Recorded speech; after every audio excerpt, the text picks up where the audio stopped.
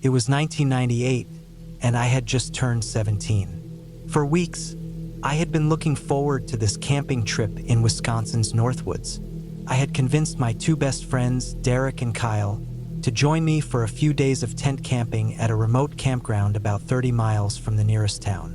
This was before cell phones were common, so my mom made me promise to call from the payphone at the ranger station as soon as we arrived. The weather was perfect when we got there. Clear skies, mild wind, and temperatures in the mid-70s. The campground was nearly empty, just a few scattered sites occupied. We chose a secluded spot near the tree line with a great view of the lake. After setting up the tent and unloading our supplies, I walked to the payphone at the ranger station to call my mom. She answered quickly, her voice calm but with a touch of worry. She mentioned that the forecast called for possible severe weather later that evening. I shrugged it off. We were in the Northwoods. Tornadoes weren't something that happened up here. A little wind and rain didn't bother us. After lunch, we decided to take a hike on one of the trails that looped around the lake. The woods were alive with the sounds of birds and insects, and we talked about nothing in particular as we walked. A couple of hours passed before we noticed the sky starting to darken. The light blue was giving way to a steel gray, and the air felt different, heavier, almost electric. We made it back to our site just as the first gusts of wind started picking up. The trees around us swayed, and the sound of rustling leaves filled the air. At first, it was just a breeze, but within minutes it turned into powerful gusts that seemed to come from every direction. Then I heard it, a distant, muffled voice cutting through the wind. Took me a moment to figure out what it was. A park ranger's truck appeared on the dirt road, and a voice through a megaphone warned everyone to take cover immediately. Tornado warning. Panic set in. We grabbed what little we could and sprinted toward the bathhouse, the only solid structure nearby. Other campers were already there, huddled together as the wind roared outside. The building was small, made of cinder blocks, with a single door that we bolted shut behind us. The storm hit full force. The wind screamed like a freight train, rattling the metal roof and shaking the walls. Thunder cracked so loud it felt like it was inside the building, and lightning lit up the small windows, casting eerie shadows. Hail began to pound the roof, each impact sounding like a gunshot. I pressed myself against the wall, trying to make myself as small as possible. The noise was overwhelming, a constant barrage of thunder, wind, and hail. The temperature dropped so quickly that I could see my breath in the dim light. It was hard to believe that just hours ago we had been sweating in the sun. For an hour, we stayed like that, huddled together, listening as the storm tore through the forest. The ground seemed to shake as trees fell around us, some hitting the building and making the walls tremble. Every so often, the wind would shift direction, and it felt like the storm was testing the strength of the bathhouse, looking for a way in. And then, just as suddenly as it started, it stopped. The silence was almost as unnerving as the storm itself. We unbolted the door and stepped outside into a completely transformed world. The campground was unrecognizable. Trees were down everywhere, some uprooted entirely, others snapped like twigs. Tents were shredded, their pieces tangled in the branches of what trees remained standing. A camper van lay on its side, its windows shattered. Our tent was gone. We found it later, or what was left of it, hanging in pieces from a nearby tree.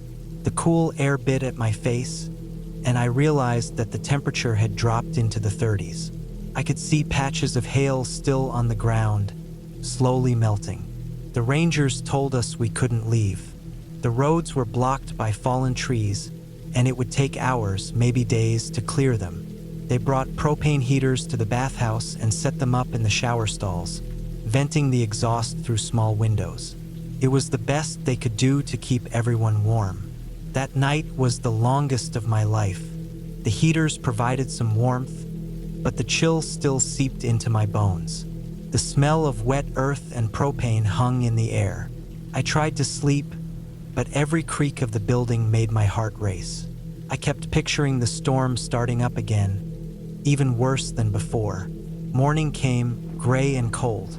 The rangers started clearing the roads, but it was slow work. We helped where we could, dragging smaller branches out of the way and picking up debris. By afternoon, the sun finally broke through the clouds, but it did little to warm things up. When we finally made it out of the park, I called my mom again from a gas station payphone. I kept my voice steady, not wanting to worry her more than she already was. I told her what had happened, leaving out some of the scarier details. She was relieved to hear my voice, but insisted I come home immediately.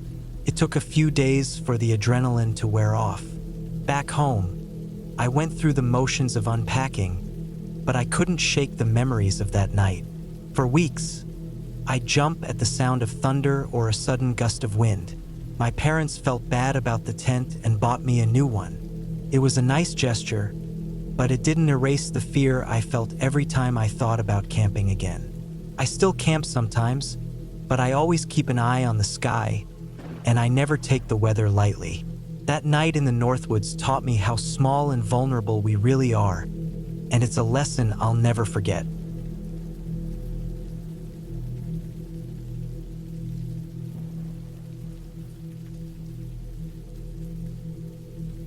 It was the summer of 2003, and I was camping on the north shore of Lake Michigan, not far from a small town called Bayshore.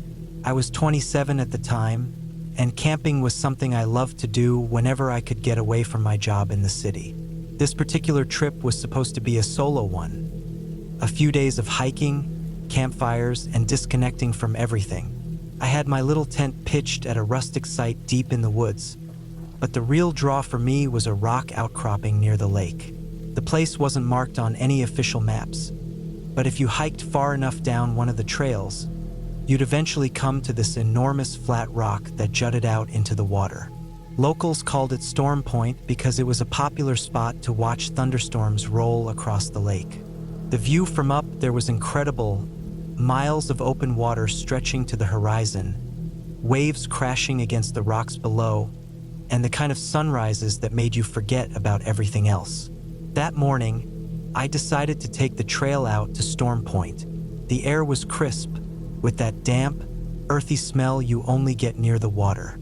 The trail itself wound through dense forest, the kind where the trees are so close together you can't see more than a few feet ahead. I had my backpack with some snacks, water, and a light jacket.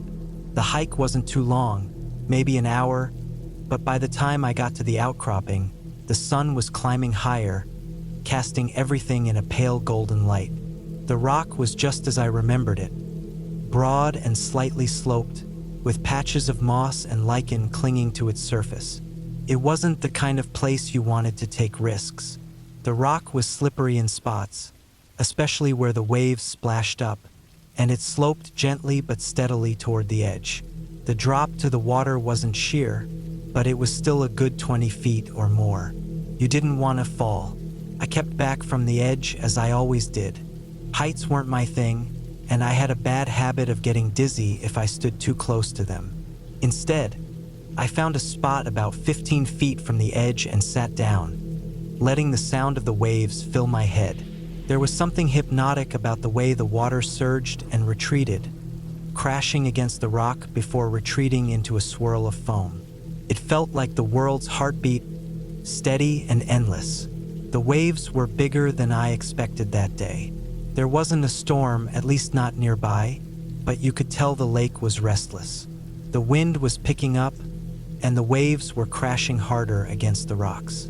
I watched as the foam sprayed up, glittering in the sunlight. Every so often, a particularly large wave would send water spilling over the edge of the rock, pooling in shallow depressions before draining away. I was mesmerized. Each wave seemed bigger than the last, and I found myself leaning forward just a little to get a better view. The sound of the water was deafening now, a deep, rumbling roar that seemed to vibrate through the rock itself. The air was thick with the smell of the lake, a sharp, briny tang that clung to everything. Then it happened. One wave, larger than any I'd seen, rose up like a living thing, crashed against the edge of the rock with a force that shook the ground beneath me. Water sprayed high into the air, and for a moment, it felt like the sky itself was falling. I barely had time to register what was happening before the wave came down on me. It hit like a wall, cold, heavy, and unstoppable. I was drenched instantly, my clothes plastered to my skin. The force of the water knocked me backward, and before I could catch my breath, another wave crashed over the edge. This one wasn't as high, but it was enough to push me toward the edge. I scrambled, trying to get a grip on the slippery rock, but it was no use. My hands slid uselessly over the moss, and I felt myself being dragged closer and closer to the drop. Panic set in. My heart was hammering in my chest, and I could barely think. The water was everywhere, in my eyes, my nose, my mouth.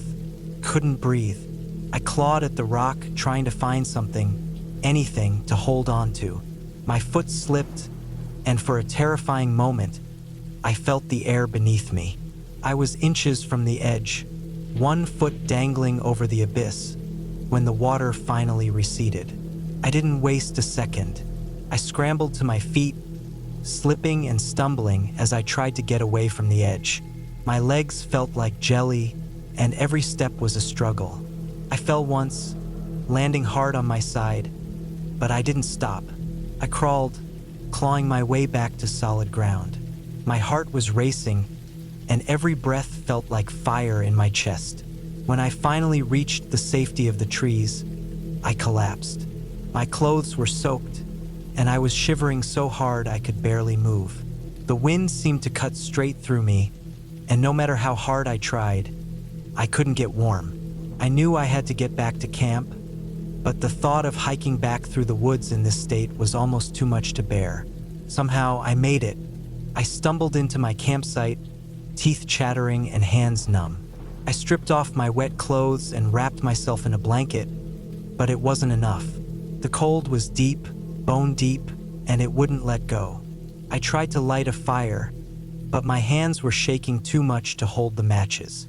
I felt like I was in a fog, my mind sluggish and unresponsive. Eventually, I realized I couldn't stay there. I grabbed my keys and headed for the car, my wet clothes stuffed into a plastic bag. I drove into town, shivering the whole way, and found a little cafe that was still open. I ordered 2 entrees and a pot of coffee, anything to give me an excuse to stay there and warm up. The waitress gave me a strange look but didn't say anything.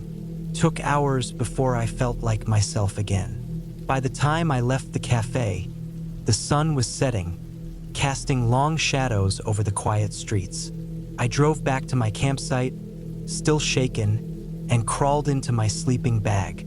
The sound of the waves was distant now, but it still echoed in my ears, a relentless reminder of how close I'd come to losing everything. I never went back to that rock. Even now, years later, I can't bring myself to get too close to the edge of anything. The memory of that wave, of the sheer, unstoppable power of the lake, is enough to keep me grounded. The water doesn't care who you are or what you're doing. It's ancient, relentless, and indifferent, and I learned that lesson the hard way.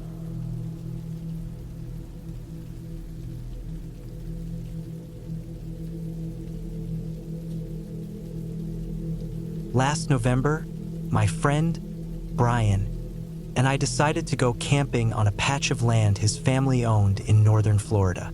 The land was massive, stretching for what seemed like endless acres of dense woods, open clearings, and winding trails.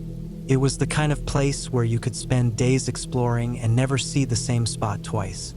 Brian and I were both in our early 30s, and we often planned trips like this to escape our daily routines. We'd pack up, head out into the woods, and live off the grid for a couple of nights. That particular weekend, I had brought along some rum, probably a bit too much, as it turned out.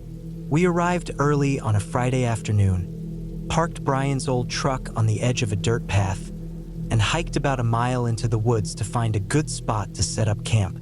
The air was crisp with the kind of chill that hinted at winter, but the sky was clear and the sun was still warm on our backs. We picked a spot in a small clearing, not far from a narrow stream, and got to work setting up. Our setup was simple. 2 hammocks strung between sturdy trees, tarps overhead to keep any potential dew off, and a fire pit in the middle of the clearing. We gathered wood, built a decent-sized fire, and settled in for the night. By the time the sun dipped below the horizon, I was already a few drinks in. The rum hit harder than I'd expected. By 10:30, I was in that hazy, drunken state where the world felt distant, like I was watching everything through a foggy lens. I'd slouched down in one of those foldable camping chairs near the fire, staring at the flames as they flickered and popped. The warmth of the fire was comforting, and the rhythmic crackling seemed to pull me closer to sleep. Brian was sitting across from me, fiddling with some gear, while I clumsily attempted to prepare an MRE. My coordination was shot, and I gave up halfway, leaning back and letting the alcohol take over. The fire had burned down to glowing embers, and the forest around us was silent except for the occasional rustling of leaves in the breeze. Then we heard it, a noise from the woods. At first, it was faint, just a soft rustling, like something moving through the underbrush. I barely registered it, too drunk to care, but Brian froze. I could see his silhouette tense against the firelight. The sound grew louder, closer, and it wasn't the slow, cautious movement of a deer or some other animal trying to avoid detection. This was deliberate, fast, and heading straight for us. Brian grabbed his rifle, an AR he always brought on these trips, and flicked on the weapon light. The beam of light cut through the darkness, slicing into the trees in the direction of the noise. Then it emerged, a massive dog, a pit bull, easily 80 pounds, charging full speed toward us. Its muscles rippled as it bounded over the uneven ground. Its eyes locked on us, teeth bared in a snarl. Time seemed to slow. My drunken haze evaporated in an instant, replaced by a rush of adrenaline that shot through my body like electricity. I wasn't thinking. There wasn't time to think. My instincts took over. I shot up from my chair, letting out a guttural scream, the kind of raw, primal noise that comes from deep inside, the kind you don't even know you're capable of making until the moment demands it. Arms flailing above my head, I charged straight at the dog. I don't know what possessed me to do it. Maybe it was the alcohol clouding my judgment. Maybe it was some deeply buried fight or flight instinct. Maybe it was the split-second thought that I didn't want Brian to shoot the dog, even though it was clearly a threat. The dog skidded to a halt, its paws digging into the dirt as it tried to process what was happening.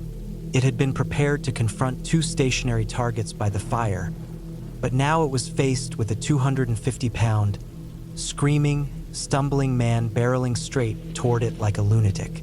For a moment, we locked eyes, and in that moment, I could see its confusion. It wasn't fear exactly, but the dog didn't know how to handle this sudden turn of events. Its tail dropped, its body stiffened, and then, just as suddenly as it had appeared, it turned and bolted back into the darkness, the way it had come. I stumbled to a stop, panting, my heart hammering in my chest. The adrenaline was still coursing through me, making my hands shake and my vision blur. Behind me, I could hear Brian muttering something, but I didn't process his words. The only thing I could focus on was the sound of the dog crashing through the underbrush as it retreated. I stood there for what felt like an eternity, my mind racing through all the ways that could have gone wrong. If the dog had attacked me, I would have been defenseless. If Brian had fired, I could have been caught in the crossfire. I'd acted purely on instinct, and it was only by sheer luck that things hadn't ended in disaster. Eventually, I made my way back to the fire, my legs feeling like jelly. Brian was still holding his rifle, his eyes wide and his face pale. He kept the weapon light trained on the woods for a long time, scanning for any sign that the dog might return. The rest of the night passed in uneasy silence. I didn't drink any more rum, and we didn't talk much. Every little noise from the forest set my nerves on edge, and I barely slept, lying in my hammock with my eyes open, staring up at the dark outline of the tarp above me. By morning, the tension had eased, but the memory of the encounter stayed with me. We packed up camp and hiked back to the truck, neither of us in the mood to stick around for another night. That trip taught me a lot of lessons. I learned not to drink so heavily when camping, especially in remote areas. I learned that sometimes instincts can save you, even if they don't make sense in the moment. But most of all, I learned just how close you can come to disaster in the wilderness, how quickly things can spiral out of control when you're far from help. To this day, I can still picture that dog, the way its muscles tensed as it charged, the way its eyes locked on us, and the way it turned and ran when faced with something it couldn't understand. I don't know where it came from or what it was doing out there, miles from any houses or roads. But I do know one thing. Next time, I'll be sober and ready for whatever comes my way.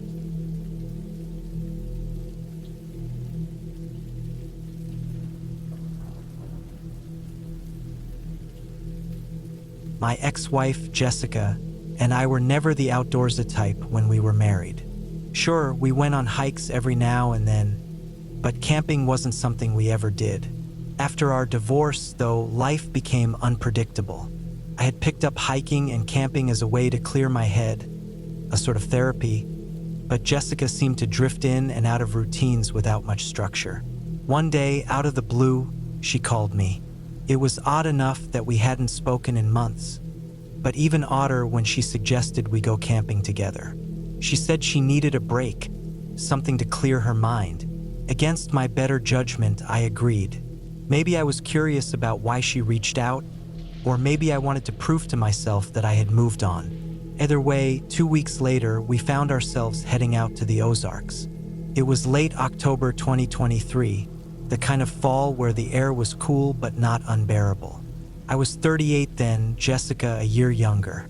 We picked a spot deep in the woods, about 4 miles off the main trail. I'd read about the area online. Remote, quiet, and supposedly untouched. It seemed perfect. We arrived at the trailhead mid-morning. Jessica had packed light, which worried me. She showed up with a single backpack, far too small for someone planning to camp overnight. I didn't say anything, though. Instead, I shouldered the extra gear and led the way. The hike was uneventful, but the silence between us wasn't. We didn't talk much, aside from the occasional remark about the scenery. The trees were tall and dense, their leaves a mix of amber and crimson. The ground was covered in a soft layer of pine needles, and the only sounds were our boots crunching against the trail and the distant calls of birds. When we reached the spot, it was just as I had imagined, isolated with a small clearing surrounded by thick forest. A narrow creek ran nearby, its water clear and cold.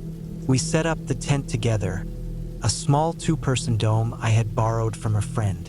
By the time we were done, the sun was beginning to set, casting long shadows across the clearing. We ate in silence, sitting on fallen logs near the fire I had built. The meal was simple, canned beans and some crackers. Felt strange, being there with her after everything that had happened. She seemed distant, her eyes fixed on the fire as if it held the answers to questions she hadn't asked yet. "Why did you want to come here?" I finally asked, breaking the silence. She didn't answer at first. Instead, she poked at the fire with a stick, sending a shower of sparks into the air. "I just needed to get away," she said finally, her voice barely audible. I didn't press her. We weren't here to rehash the past, and I figured if she wanted to talk, she would. That night, I couldn't sleep. Jessica was out cold beside me, her breathing slow and steady, but I was restless. Something about the woods felt off, though I couldn't put my finger on it. I chalked it up to nerves and tried to close my eyes. Around midnight, I heard it, a faint rustling outside the tent. It wasn't the wind. The night was perfectly still.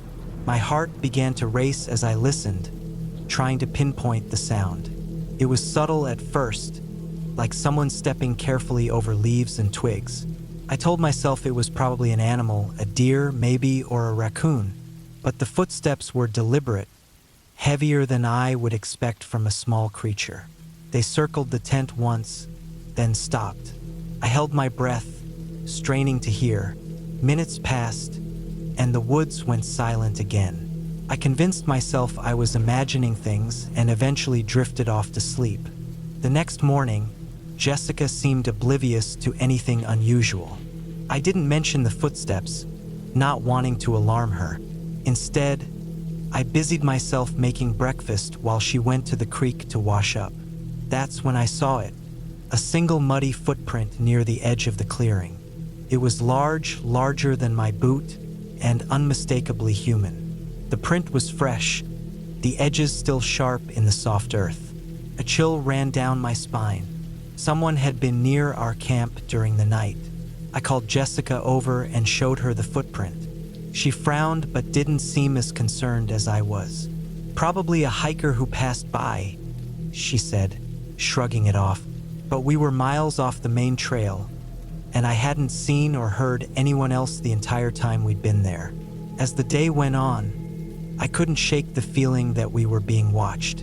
Every rustle of leaves, every snap of a twig, set my nerves on edge. Jessica seemed more relaxed, even cheerful at times, but I couldn't focus on anything other than the sense of unease that had settled over me. We spent the day exploring the area, keeping close to the camp. The woods were beautiful, but I couldn't enjoy them. My eyes were constantly scanning the trees, searching for movement. By late afternoon, we decided to head back to the clearing. The sun was dipping lower in the sky, and I didn't want to be caught out after dark. That night was worse. The wind had picked up, and the trees creaked and groaned around us. The fire flickered weakly, struggling against the gusts. Jessica went to bed early, but I stayed up, staring into the darkness beyond the firelight. Around midnight, the footsteps returned. This time, they were louder, more deliberate. They stopped just outside the ring of light cast by the fire. I grabbed the hatchet I had brought and stood, my heart pounding in my chest.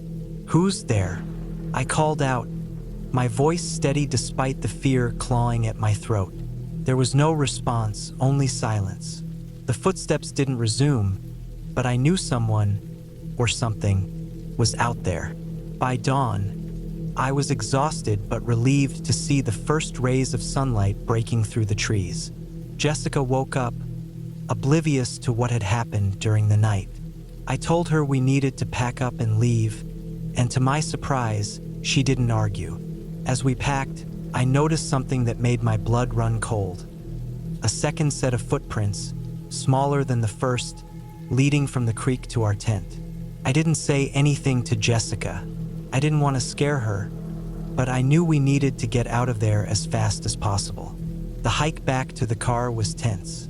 I felt like we were being followed, though I never saw or heard anything. Jessica seemed oblivious, chatting about how much she had enjoyed the trip. When we finally reached the car, I felt a wave of relief wash over me. We loaded our gear and drove away, leaving the woods behind. It wasn't until weeks later, when I was going through my gear, that I found something that still haunts me.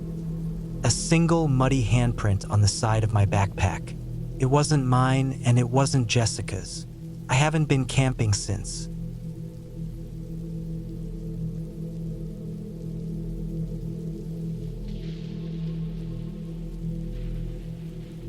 It was the kind of night that gets under your skin, cold, wet, and endlessly dark. I had picked this weekend to camp out in the woods near a small, secluded lake in the Pacific Northwest. It was supposed to be a peaceful escape, a chance to clear my head from the stress of work. The forecast had called for light rain, but as the day wore on, it became clear that light rain was an understatement. By the time I reached the clearing where I planned to set up camp, the drizzle had turned into a relentless downpour, and the temperature had dropped sharply. I was 32, and I'd been camping since I was a kid, so I thought I could handle whatever nature threw at me. I parked my car at the trailhead around 3 p.m. and hiked in about 3 miles to this spot. A flat patch of ground surrounded by tall pines, with a clear view of the lake. It was beautiful even in the rain. But now, as night closed in and the rain continued to hammer against my tent, the beauty felt irrelevant. The temperature had to be hovering just above freezing. I could see my breath inside the tent, even with my sleeping bag zipped up tight. My small propane stove had sputtered out earlier while I was trying to heat up a can of chili, and I was left with nothing but a cold meal and a thermos of lukewarm coffee. I sat cross-legged on my sleeping pad, listening to the rain drum against the nylon above me. The wind howled through the trees, occasionally shaking the tent hard enough to make me flinch. I had brought a book to read, but my hands were too stiff from the cold to hold it for long. Instead, I just sat there, staring at the faint glow of my headlamp as it lit up the inside of the tent. The sound of the rain was so constant that it almost became a background hum. Almost. Every now and then, the wind would carry a new noise, branches snapping, leaves rustling, and I'd freeze, waiting to hear if it was just the storm or something else. By 10 p.m., I decided I needed to get some sleep. I'd already checked my phone. There was no signal out here, which I'd expected. The last weather update I saw before I lost service said the rain would last through the night but clear up by morning.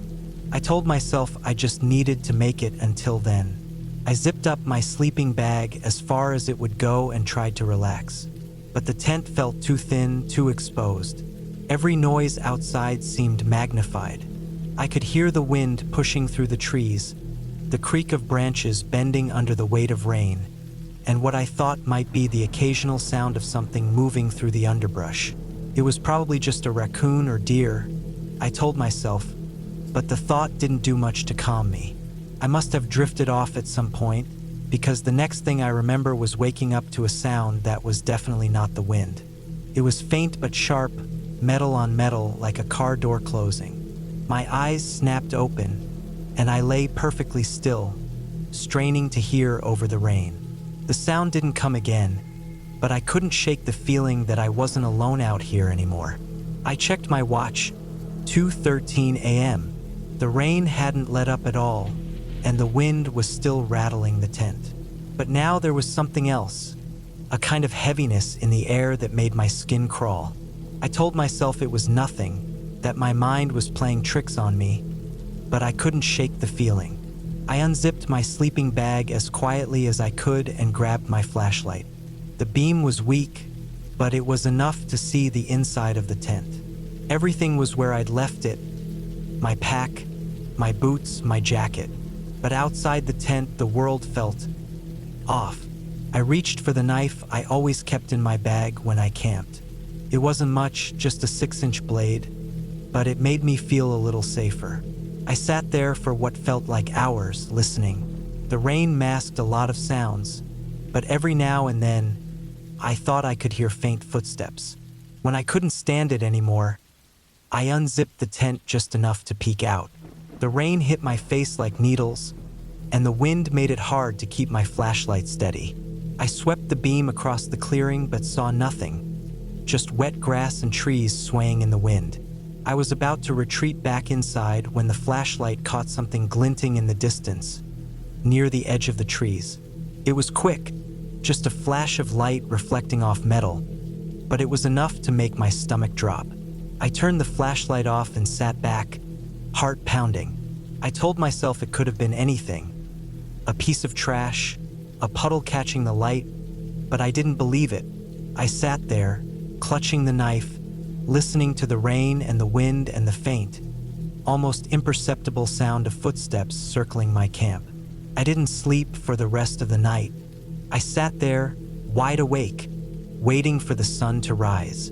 When it finally did, the rain had stopped, and the forest was eerily silent. I stepped outside the tent, knife still in hand, and looked around. That's when I saw them. Footprints. They weren't mine. These were larger, heavier, and they circled my tent several times before disappearing into the woods. My car was 3 miles away, but I didn't waste any time.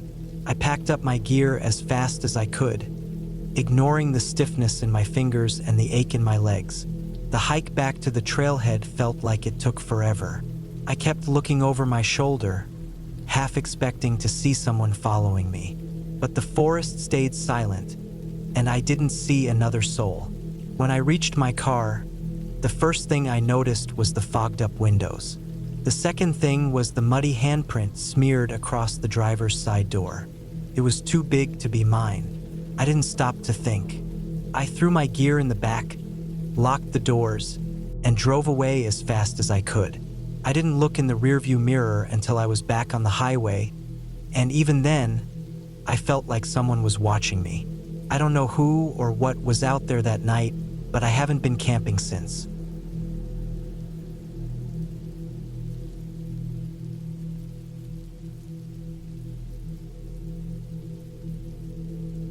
It was the summer of 1998 when my grandparents decided to take me camping. I was 15 at the time, and spending the summer with them had become a tradition ever since my parents started working overseas. Grandma and Grandpa were the kind of people who loved being outdoors, always talking about how nature brought peace and clarity to the mind. I never quite shared their enthusiasm, but I went along anyway. It was better than staying home, staring at the ceiling. We packed up the truck early one Saturday morning. The destination was a secluded camping spot they knew deep in the Appalachian Mountains, far from any town or cell signal. It wasn't the first time we had camped there. They had taken me a few times before when I was younger, but this time felt different. The air seemed heavier, and the drive out there was eerily quiet, with Grandma and Grandpa focused on the road while I stared out the window. The journey took most of the day, winding through dense forests and empty dirt roads. By the time we arrived, the sun was dipping below the treetops, casting long shadows across the clearing. The campsite was surrounded by towering pines, their needles carpeting the ground. A small creek ran nearby, its gentle gurgling the only sound breaking the stillness. It was a beautiful place, but there was something about the silence that set me on edge. We unloaded the truck, pitching the tent and setting up the camping chairs around the fire pit. Grandpa started the fire while Grandma pulled out the cooler packed with sandwiches and drinks. Dinner was uneventful, and the three of us sat around the fire as the night fell. The stars came out in full force, the sky so clear it felt like you could reach out and touch them. It was beautiful, but the quiet unnerved me. Even the usual nighttime sounds of crickets and owls seemed absent. After some time, we decided to call it a night. Grandma and Grandpa took the tent while I set up a small cot just outside under the stars. I liked the idea of sleeping in the open, but as the fire died down and the darkness thickened, I began to regret my choice. The forest felt too quiet. I told myself it was just my imagination, that there was nothing out there but trees and animals. Sometime in the night, I woke up to the sound of rustling. It was faint, but in the stillness of the forest, it sounded like thunder. I froze, my heart pounding in my chest. At first, I thought it was just the wind moving through the trees, but the sound was too deliberate, too close. I sat up slowly, my eyes scanning the darkness. The fire had burned down to embers, casting a faint orange glow over the campsite. I couldn't see anything out of the ordinary. I told myself it was probably a raccoon or a deer. Animals were common in these parts, and they were usually harmless. But as I lay back down, I couldn't shake the feeling that something wasn't right. The rustling came again, louder this time, followed by the unmistakable sound of footsteps crunching on the forest floor. They were heavy, deliberate, and moving closer. I held my breath, straining to hear over the sound of my own heartbeat. The footsteps stopped just beyond the glow of the fire, where the shadows swallowed the trees. I stared into the darkness, my eyes trying to make sense of the shapes. For a moment, I thought I saw movement, a shadow shifting among the trees, but it was gone as quickly as it appeared. I didn't sleep much that night. I kept telling myself it was nothing, that my mind was playing tricks on me. But deep down, I knew better. The next morning, I didn't mention what I had heard. Grandma and Grandpa were up early, making breakfast over the fire. I didn't want to worry them, and I wasn't even sure what I had heard. Maybe it really was just an animal. We spent the day exploring the area, hiking through the woods and following the creek upstream. It was peaceful, but I couldn't shake the uneasy feeling that had settled over me. As the day wore on, we noticed things that seemed off. We found a tree with deep claw marks running down its trunk, too high up to be from a bear. There were patches of flattened grass in the underbrush, like something large had been lying there.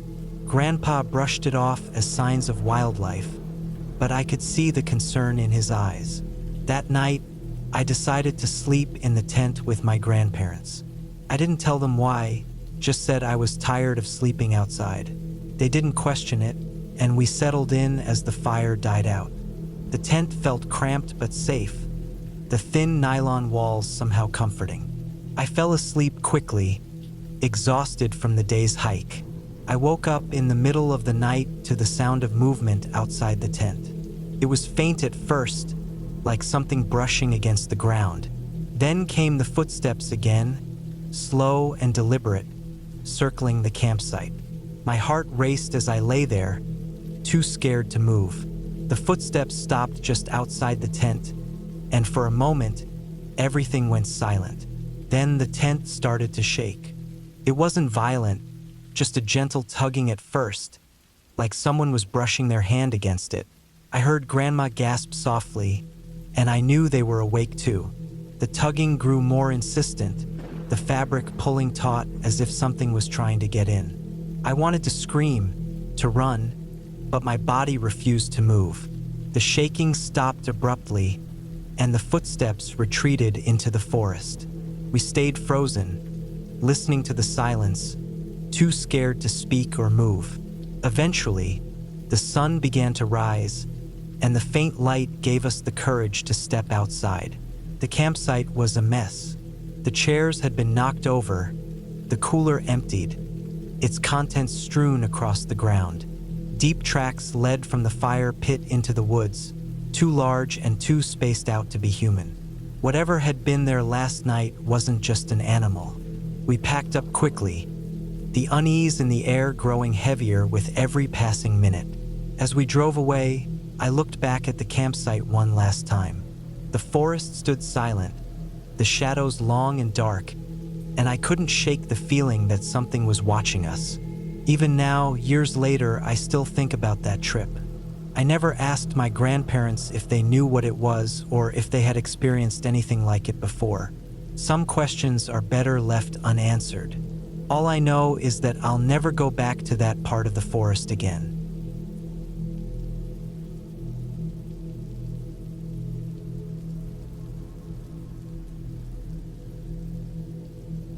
It was mid-September, and the air had started to cool down just enough to make camping comfortable. I had planned a trip to a small, remote lake I'd read about online. It was supposed to be peaceful. Barely anyone went there because it wasn't well known, and the only way to reach it was through a narrow, winding trail. That sounded perfect to me. Just me and my dog, Max, out in the quiet wilderness for a weekend. Max was a German Shepherd mix, big and friendly but protective when he needed to be. I always felt safer having him around, especially when we were out in the middle of nowhere. He loved these trips as much as I did, bounding ahead on trails, chasing squirrels, and sniffing at everything like it was the most interesting thing he'd ever encountered. We started the hike on a Friday afternoon. I parked my truck at the small gravel lot at the trailhead.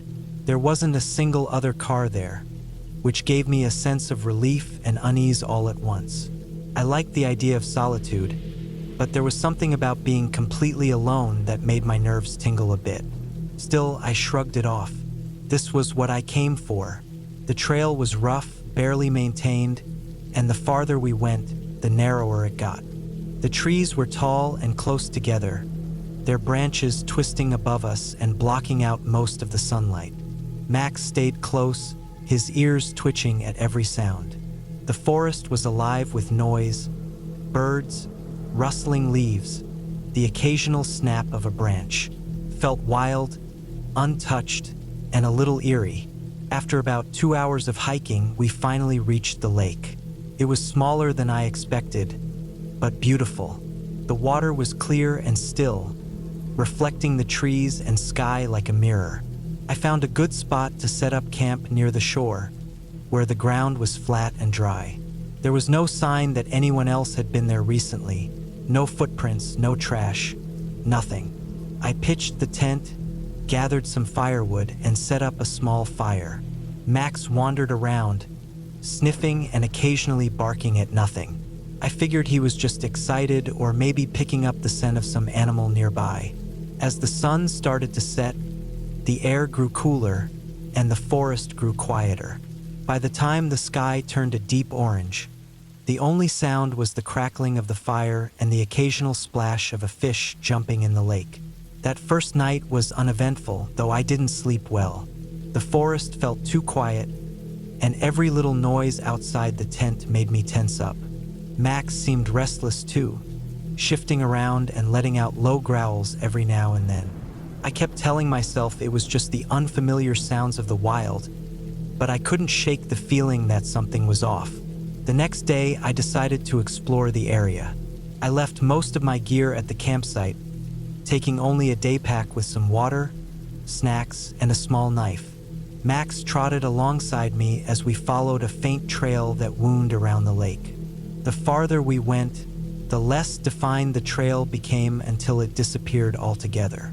We pushed on, weaving through the trees and climbing over fallen logs.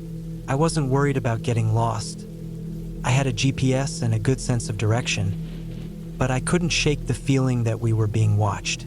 Every so often, Max would stop and stare into the trees, his ears perked up and his body tense. I couldn't see or hear anything unusual, but his behavior put me on edge.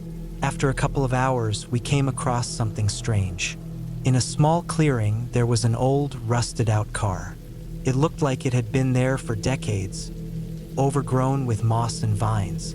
The doors were gone, and the interior was stripped bare. It didn't make sense for a car to be out here. There were no roads anywhere nearby. I felt a chill run down my spine as I walked around it, trying to piece together how it got there. Max started growling, low and deep, staring into the trees on the far side of the clearing. The hair on the back of my neck stood up. I didn't see or hear anything, but I trusted Max's instincts. I decided it was time to head back to camp. The walk back felt longer than it should have. The forest seemed darker, and every rustle of leaves or snap of a twig made me jump.